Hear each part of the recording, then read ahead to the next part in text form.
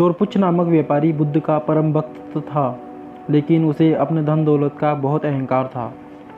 इसलिए बुद्ध उसकी सेवा भक्ति के प्रति तटस्थ बने रहते थे। एक बार शोरपुच्छ ने बुद्ध के सामने 1,00,000 स्वर्ण मुद्राएं रखी और बोला कि भगवान, यह राशि मेरी सेवा के रूप में स्वीकार करें, यह आपके काम आएगी।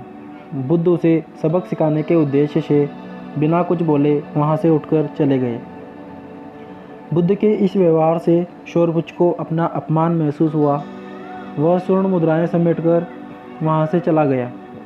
कुछ दिन बाद शोरपुच्छ तथागत की सेवा में फिर हाजिर हुआ और उनके सामने आभूषण और कीमती वस्त्र रखते हुए बोला कि भगवान, यह भेंट स्वीकार करें, दिन दुखियों के काम आएगी, मेरे पास अभी भी काफ़ी धन है। बुद्ध इस बार भी वहाँ से उठकर चल दिए। इस पर शोरपुच्छ शर्मिंदगी महसूस करते हुए सोचने लगा कि बुद्ध को कैसे प्रसन्न करे। वह समझ गया कि बुद्ध को तो सेवा भाव से ही जीतना पड़ेगा और वह अवसर भी शीघ्र आ गया। उस दिन वैशाली में बड़ा धर्म सम्मेलन था।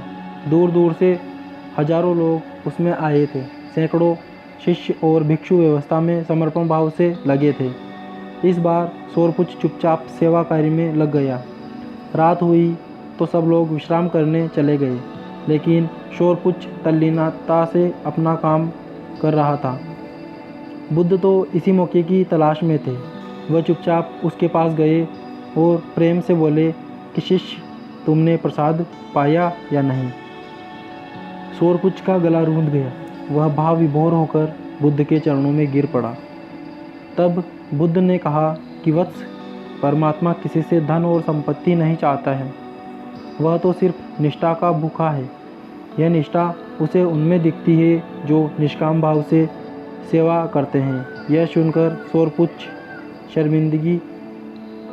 शर्मिंदा हुआ। इस तरह महात्मा बुद्ध ने व्यापारी को यह सबक सिखाया कि परमात्मा किसी से धन संपत्ति नहीं चाहते, वह तो भाव के भूखे हैं।